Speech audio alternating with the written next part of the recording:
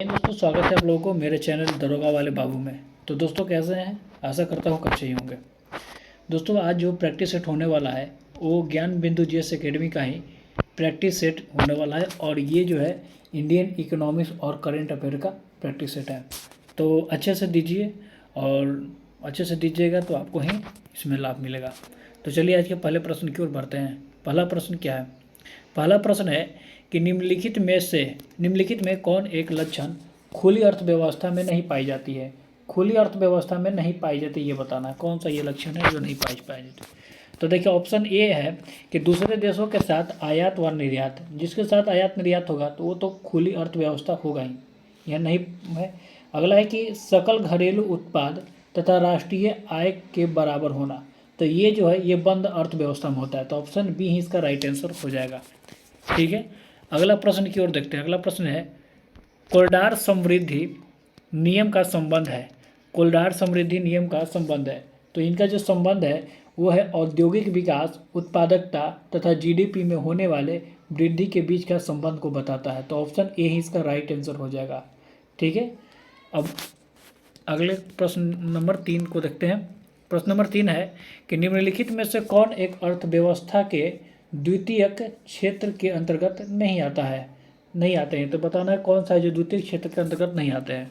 ठीक है, तो देखिए भंडारण जो है वो द्वितीय क्षेत्र के अंदर नहीं आते हैं। तो ऑप्शन डी इसका राइट आंसर हो जाएगा, ऑप्शन डी। अगला प्रश्न देखते हैं कि पीपीपी मॉडल से विकास में उत्पन्न कठिनाइयों तथा असफलताओं की समीक्षा करने हेतु भारत सरकार ने किसकी अध्यक्षता में समिति का गठन किया था? किसकी अध्यक्षता में समिति का गठन किया था?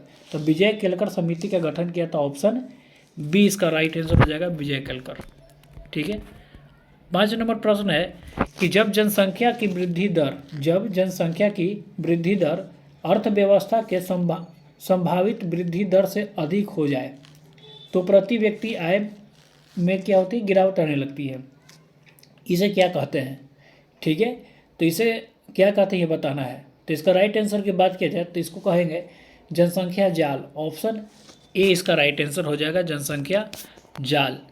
प्रश्न संख्या 6 है कि घिसावट व्यय यानी कि मूल्यह्रास किस में शामिल होता है? तो मूल्यह्रास किस में शामिल होता है ये बताना है। तो ये जीएनपी एमपी पर होता है। तो यानी कि ऑप्शन ए इसका राइट आंसर हो जाएगा। ठीक है, प्रश्न संख्या 7 है आय विधि से राष्ट्रीय आय निकालने में कौन सी सावधानी बरतनी चाहिए? आय विधि से राष्ट्रीय आय निकालने में कौन सी सावधानी बरतनी चाहिए?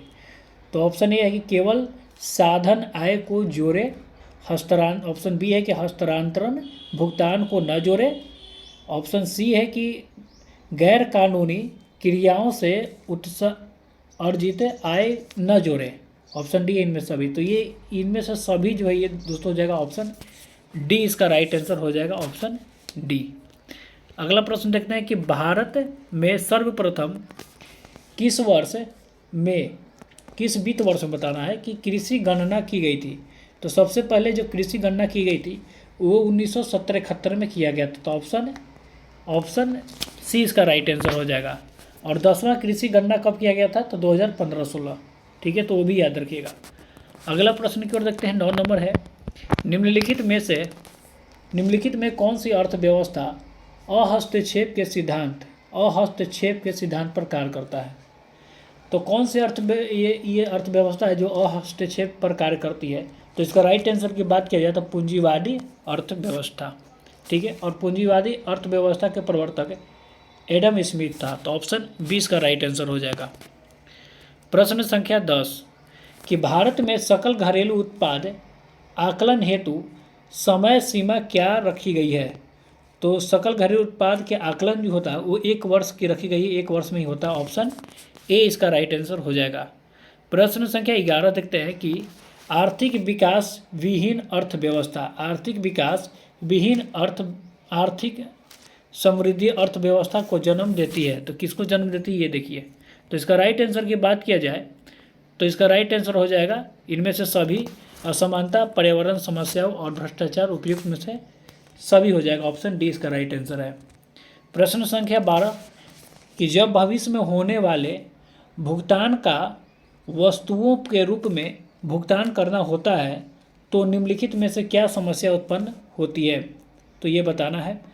तो देखिए ऑप्शन ए है कि वस्तुओं को चुनने की समस्या जिसका भुगतान भविष्य में किया जाना है, तो ये तो सही है, ऑप्शन ए सही है।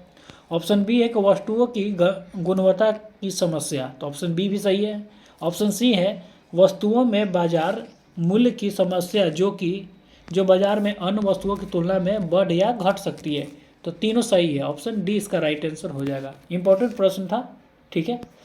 प्रश्न नंबर 13 है कि मुद्रा के माप में सबसे कम तरलता किस में प्रकट होती है, तो याद रखिए कि सबसे कम जो तरलता है वो M4 में होती है, सबसे कम तरलता M4 में होती है। यही बात किया जाए M1 का, तो इसमें सबसे अधिक तरलता होती है, तो सबसे अधिक M1 में और सबसे कम M4 में, ठीक है। अगले प्रश्न की ओर देखते हैं। प्रश्न 14, शाखा नियंत्रण की कौन सी नीति अर्थव्यवस्था में शाखा की मांग को अधिक प्रभावित करती है, कौन अधिक प्रभावित करती है ये बताना है शाखा नियंत्रण में, ठीक है। तो इसका राइट आंसर की बात की जाए तो न्यूनतम कोषानुपात ऑप्शन डी इसका राइट आंसर हो जाएगा। 15 नंबर प्रश्न है कि व्यापारिक बैंक किस खाताधारकों को ओवरड्राफ्ट की सुविधा प्रदान करती है, तो ओवरड्राफ्ट जो है ये करंट अकाउंट यानी कि चालू खाता वाले को ये सुविधा है, तो ऑप्शन बी इसका राइट आंसर हो जाएगा। 16 नंबर प्रश्न है कि निम्नलिखित में से कौन सी एक संस्था साख निर्धारण से संबंधित नहीं है, वो साख निर्धारण नहीं कर सकता है, तो देखिए सेबी जो साख निर्धारण नहीं कर सकता है, ऑप्शन डी हो जाएगा ये राइट आंसर, ठीक है, ऑप्शन डी। प्रश्न संख्या 17 है कि निम्नलिखित कथनों पर विचार कीजिए और कौन सा सही है इसको बताना है, ठीक है। तो देखिए प्रश्न है कि कोई भी प्रतिभूति यानी कि शेयर पहली बार बेची जाती है तो उसे प्राथमिक बाजार की व्यवहार कही जाती है, जो कि सही है। दूसरा ऑप्शन है कि एक बार बिक चुकी प्रतिभूति को पुनः बेचा जाना द्वितीय बाजार की क्रिया है, ये भी सही है। तीसरा है कि द्वितीय बाजार में व्यवहार प्रायः व्यापारिक बैंकों के माध्यम से होती है, नहीं, तो ये गलत है, यानी कि एक और दो ऑप्शन ए इसका राइट आंसर हो जाएगा।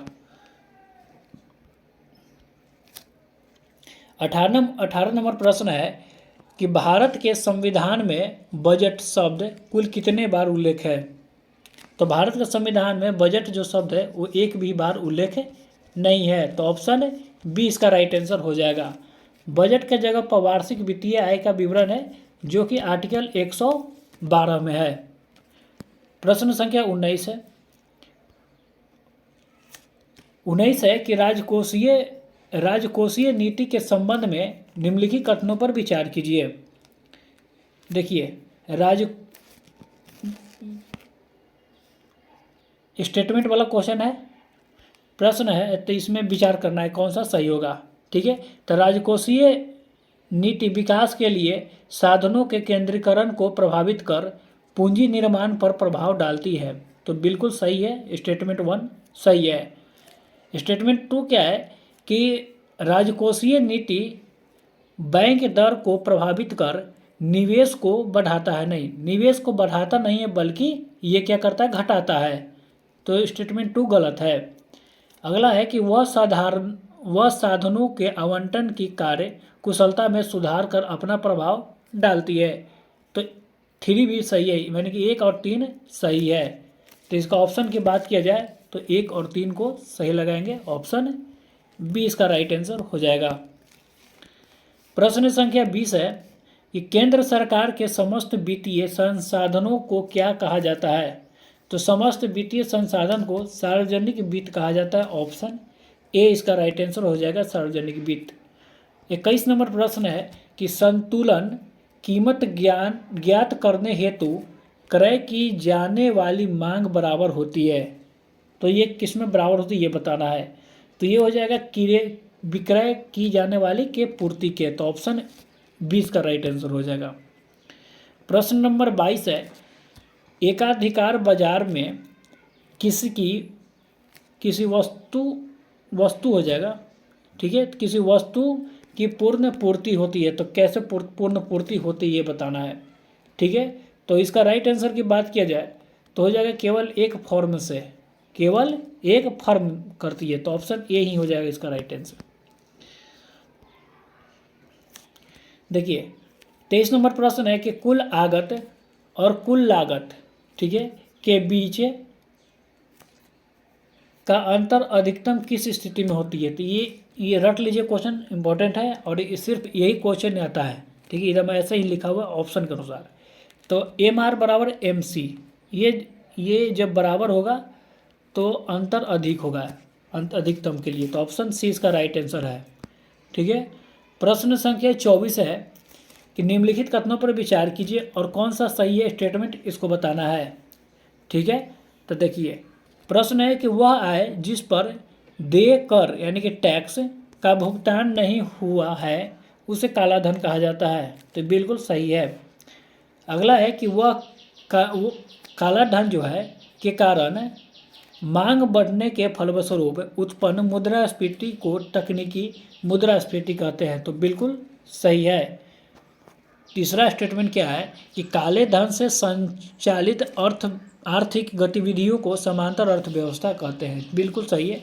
तो यानी कि तीनों सही है और क्या 1, 2, 3 ऑप्शन डी इसका राइट आंसर हो जाएगा। 25 नंबर प्रश्न है कि निम्नलिखित में से कौन कर ग्राम पंचायतों द्वारा लगाया जाता है। तो ग्राम पंचायतों के द्वारा कौन सा कर लगाया जाता है ये बताना है। तो स्थानीय मेला पर जो कर लगता है ये ग्राम पंचायतों के द्वारा लगाया जाता है। यहाँ से करंट का प्रश्न है जो कि अच्छे से दीजिए और इम्पोर्टेंट है, 2025 का ही सब है। प्रश्न है कि हाल ही में जल्लीकट्टू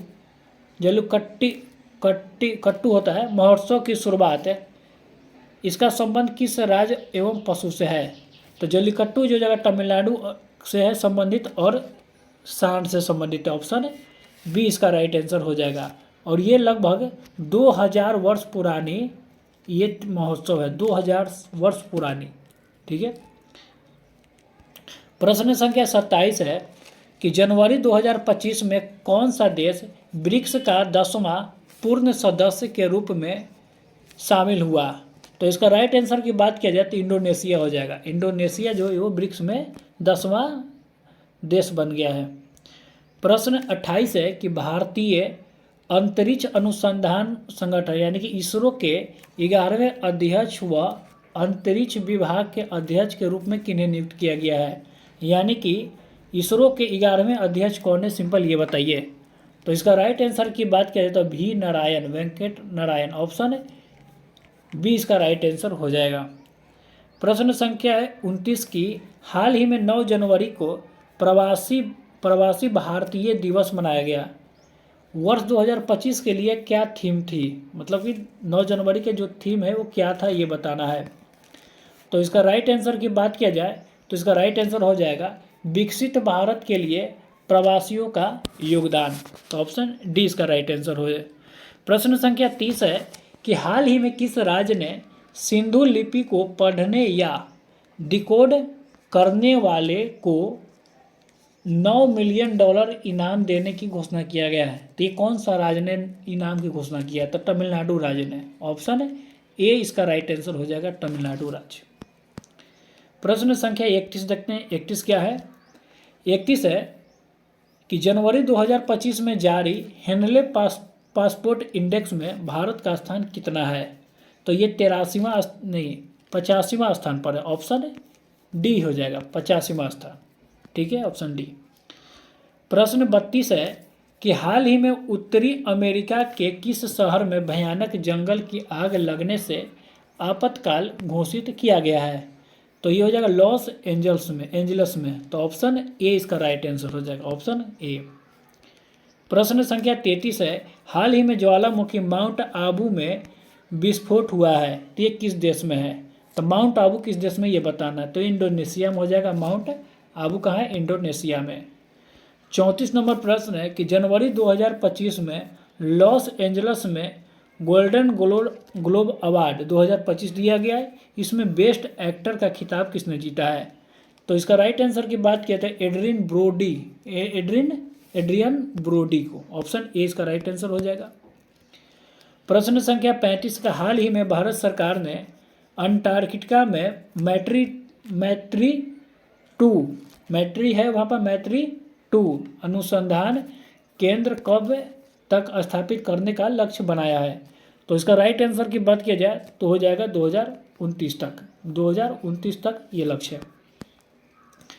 36 नंबर प्रश्न है कि केंद्रीय रेलवे मंत्रालय के उत्तरी जोन के तहत कहाँ पर भारत का 69वां डिवीजन यानी कि मंडल स्थापित किया गया? तो ये जम्मू में हो जाएगा। ऑप्शन बी इसका राइट आंसर हो जाएगा, जम्मू में।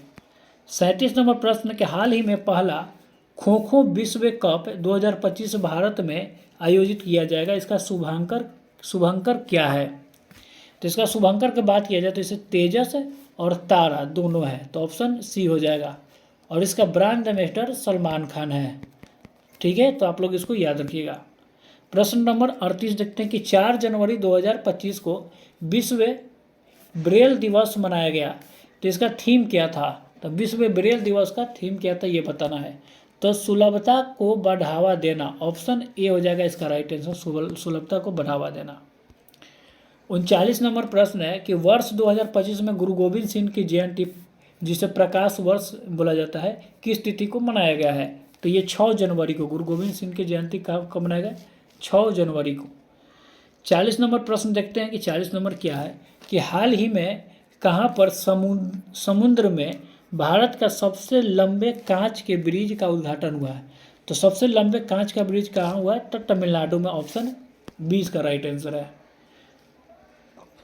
प्रश्न नंबर 41, 1 जनवरी 2025 को वन नेशन वन सब्सक्रिप्शन योजना की शुरू की गई है, तो इसका संबंध हो जाएगा छात्र व शिक्षक से, तो ऑप्शन ए इसका राइट आंसर हो जाएगा।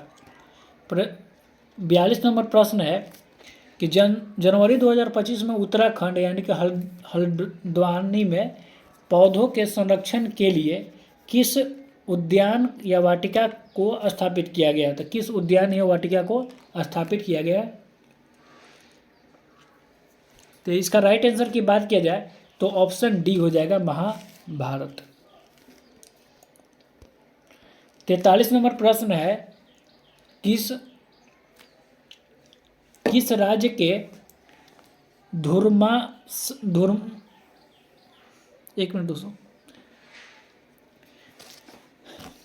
धुरमारस गांव को संयुक्त राष्ट्र पर्यटन संगठन ने सर्वश्रेष्ठ पर्यटन गांव के रूप में शामिल किया, नामित किया है। तो इसका राइट आंसर की बात किया जाए तो ऑप्शन ए हो जाएगा, छत्तीसगढ़, ऑप्शन ए।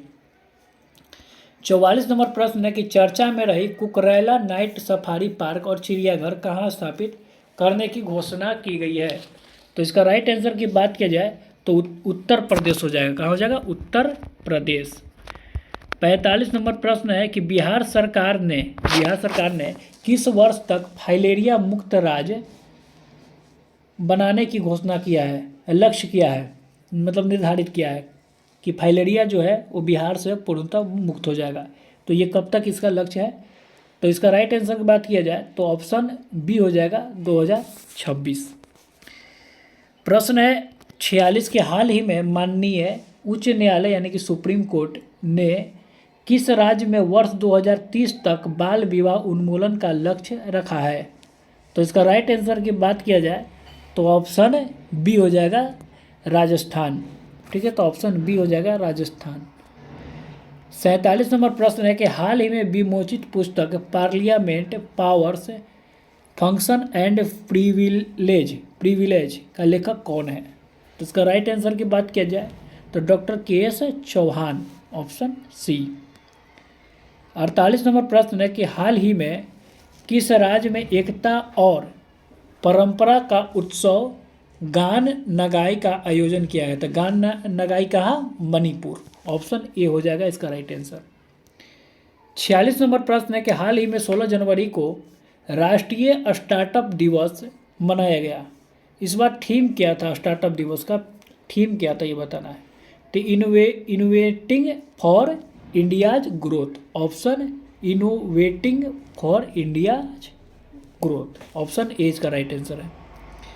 प्रश्न संख्या 50 है कि हाल ही में क्रोएशिया के राष्ट्रपति पुनः कौन से नियुक्त किए गए हैं। तो क्रोएशिया के राष्ट्रपति जोराना मिलनोविक, ऑप्शन 20 का राइट आंसर हो जाएगा। कैसा लगा आप लोग ज़रूर बताइए, और कोई प्रश्न है तो कमेंट में ज़रूर लिखिए। और हम डेली स्टैटिक जीके भी करवा रहे हैं, आप लोग उसको नहीं देखें ज़रूर देखिए, और चैनल पर नए हैं तो सब्सक्राइब करिए। ठीक है, तो मिलते हैं अगले वीडियो में, तब तक के लिए जय हिंद जय भारत।